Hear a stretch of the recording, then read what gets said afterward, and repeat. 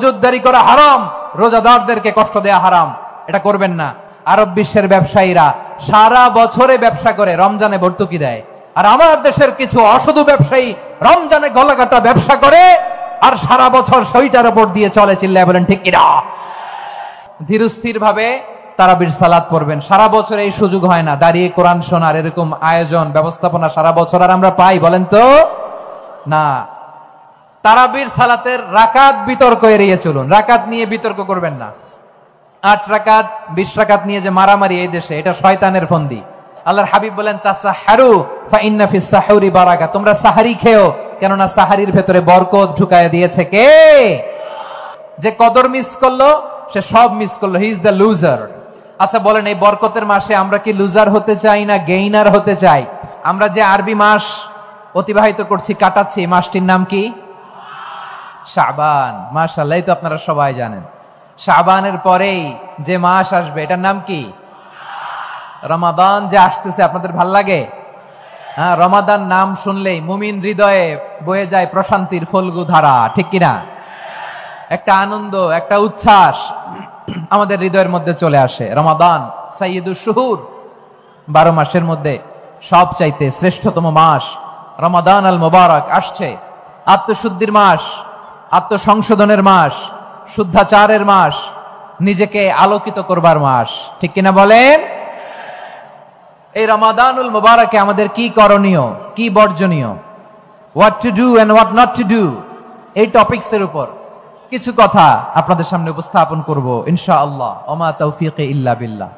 আমার প্রিয় ভাইয়েরা, আমি আমার খুতবার শুরুতে সূরা বাকারার 185 নম্বর আয়াত তেলাওয়াত করেছি, যেখানে আল্লাহ তাআলা কোন মাসে কোরআন আল কারীমকে, মহাবিশ্বের মহাবিশ্বয় কোরআন আল কারীমকে এই পৃথিবীতে নাজিল করেছেন সেটা আমাদেরকে জানিয়েছেন। আল্লাহ তাআলা ইরশাদ করছেন, শাহরু রমাদানাল্লাযী উনজিলা ফীহিল কুরআনু হুদাল লিন্নাস ওয়া বাইনাতিম মিনাল হুদা ওয়াল ফুরকান। আল্লাহ বলেন, রমাদান এমন একটা মাস যে মাসে কোরআন নাজিল করা হয়েছে। আর এই কোরআন হচ্ছে বিশ্ব মানবের জন্য পথ নির্দেশিকা, হেদায়েতের সুস্পষ্ট বর্ণনা এবং সত্য মিথ্যা পৃথক করার আসমানি মানদণ্ড রূপে জামিনে আমাদের জন্য কোরআন নাজিল করেছে কে? আওয়াজ করে বলেন তো, আল্লাহর নাজিল করা এই কোরআনে কোনো ভুল আছে? সবাই বলেন নাই। সবাই বললে এতটুকু আওয়াজ হয় আমি বিশ্বাস করি না। গলা ছেড়ে দিয়ে বলেন, আল্লাহর নাজিল করা ইনফরমেশন, লেসন নিয়ে শেষ করা যায় না। সুবহানাল্লাহ। আল্লাহ বলেন, এই কোরআনকে আমি রমাদানে নাজিল করেছি, যেটা বিশ্ব মানবের জন্য পথ নির্দেশিকা। এতে আছে হেদায়েতের সুস্পষ্ট বর্ণনা আর সত্য মিথ্যা পার্থক্য করার মানদণ্ড, কোনটা সত্য কোনটা মিথ্যা এটা কোরআন দিয়ে ডিফারেন্সিয়েট করা যায়। কোরআন হচ্ছে ফুরকান, to differentiate between right and wrong. কোনটা সত্য কোনটা মিথ্যা, কোনটা ভুল কোনটা নির্ভুল, এটা কোরআন দিয়ে যাচাই করা যায়। চিল্লায় বলেন ঠিক কিনা? এজন্য এই কোরআন দিয়ে আমাদের জীবন সাজাতে হবে। কোরআন দিয়ে জীবন না সাজালে জীবন আলোকিত হয় না। কোরআন দিয়ে পরিবার না সাজালে পরিবার আলোকিত হয় না। কোরআন দিয়ে সমাজ না সাজালে সমাজটা শান্তিময় হয় না। শুধু দুর্নীতি দমন কমিশন দিয়ে দুর্নীতি বন্ধ করা যায় না। কোরআনের আইন বাস্তবায়ন করা ছাড়া এই সমাজ থেকে দুর্নীতি বন্ধ করা যাবে না। চিল্লায় বলো ঠিক কিনা?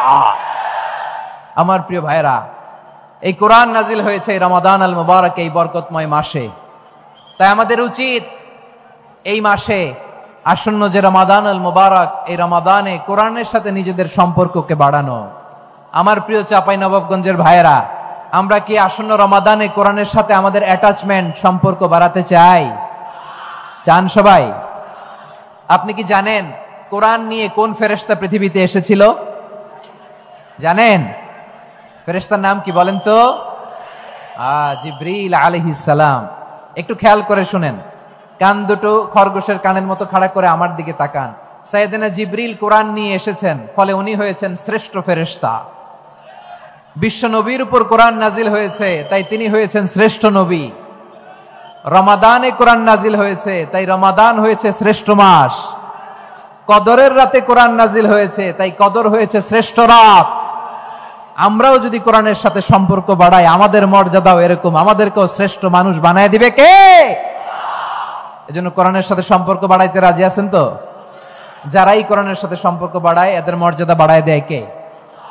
দেখবেন আমাদের হাফেজে কোরআন, তারা ইন্টারন্যাশনাল কোরআন কম্পিটিশনে যে গোটা বিশ্বকে পেছনে ফেলে প্রথম পুরস্কার নিয়ে আসে।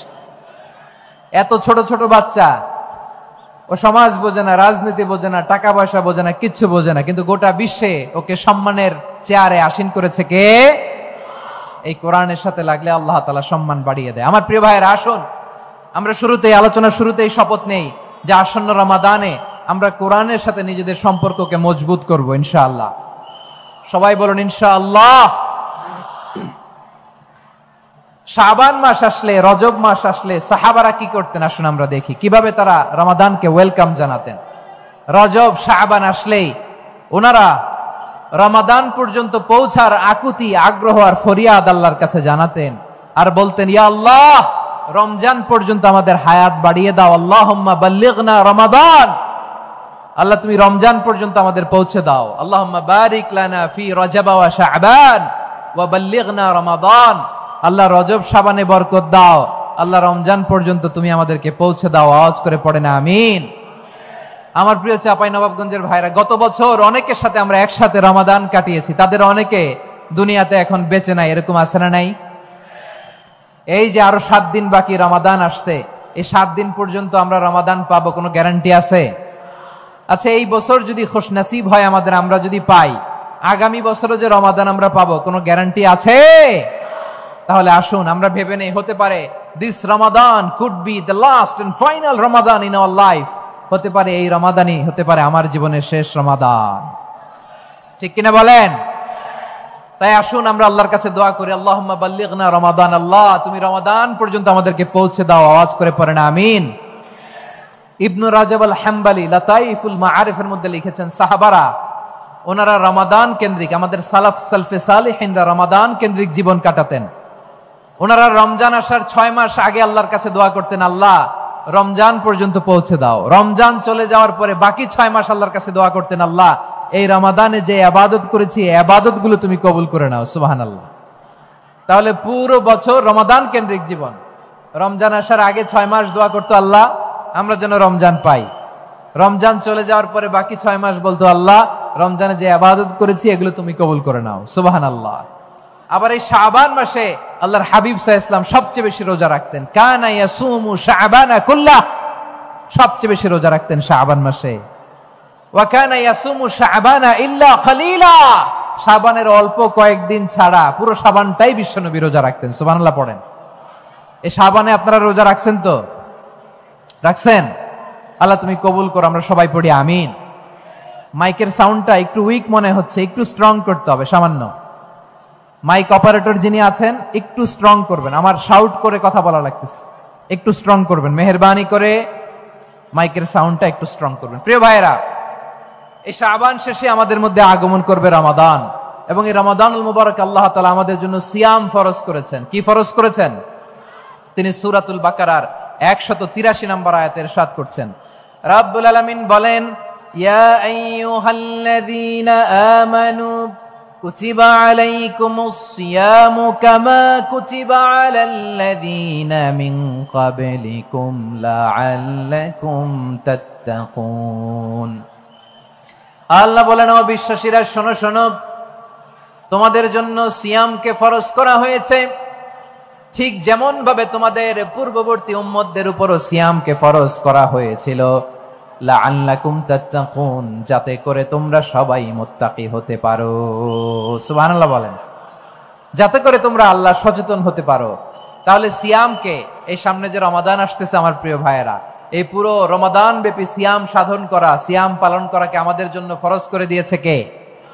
রমাদানের রোজা রাখার নফল নাকি? রমাদানে সিয়াম পালন করা কি নফল? সুন্নাত? তাহলে কি ফরজ? আওয়াজ করে বলেন, রমাদানের রোজা রাখা কি ফরজ? এটা শুধু আমাদের উপরই ফরজ না, আমাদের আগে যত জাতিগোষ্ঠী এই পৃথিবীতে এসছে সবার উপরে সিয়াম পালনকে ফরজ করেছে কে? সবার উপরে আল্লাহ তাআলা সিয়াম পালনকে ফরজ করেছিলেন। তবে ধরনটা ভিন্ন ছিল, এক এক জাতিগোষ্ঠীর জন্য এক এক ধরনের ছিল। আমাদের জন্য সিয়াম ফরজ টানা 1 মাস 30 দিন বা 29 দিন। কোন কোন উম্মতের উপর 30 দিন না, মাত্র 3টা রোজা ফরজ ছিল। কয়টা? আওয়াজ করে বলেন। আপনাদের কি মনোযোগ আছে না গেছে? মনোযোগ আছে? তাকবীর পড়েন তো, লিল্লাহে তাকবীর। আমাদের 1 মাস সিয়াম ফরজ।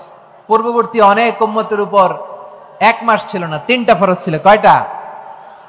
প্রতি মাসের 13, 14, 15 ফরজ ছিল তাদের জন্য। কারো জন্য শুধু একটা, আশুরার রোজা। কোন কোন উম্মতের জন্য 10টা।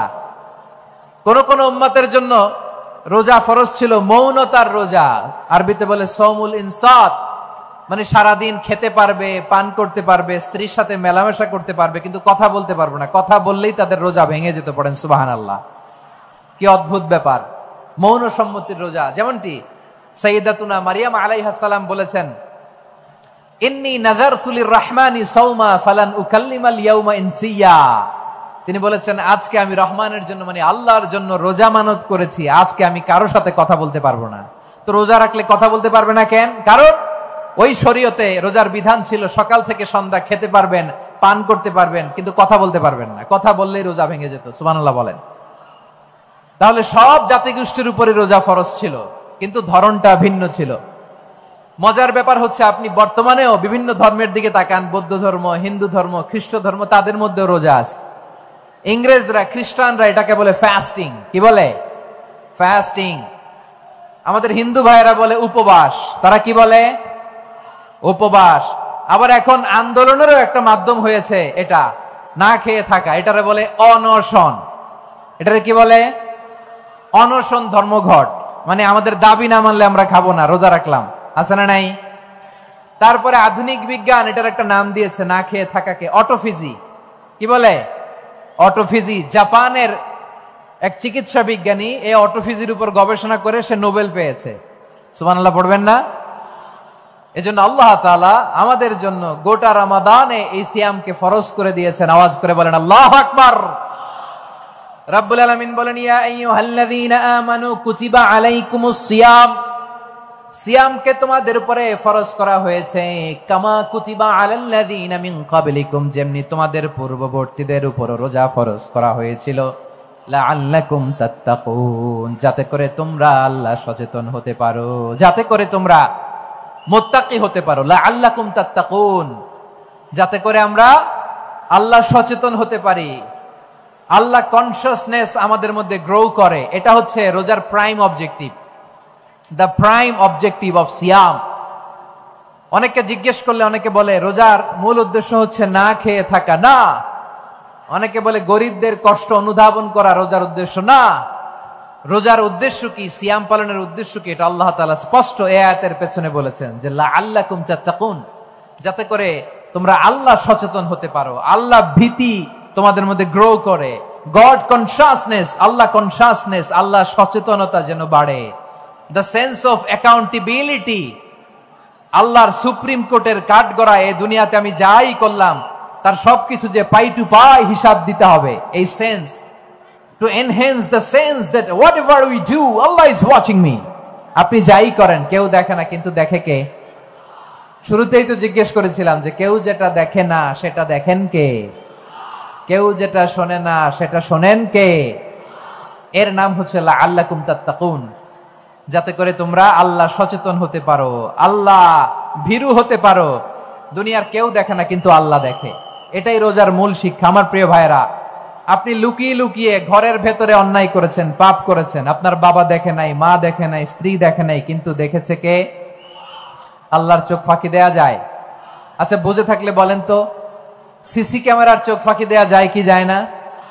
পুলিশের চোখ, র্যাবের চোখ, বিমানবন্দরে কাস্টমস অফিসারের চোখ, কিন্তু আমার আল্লাহর চোখ?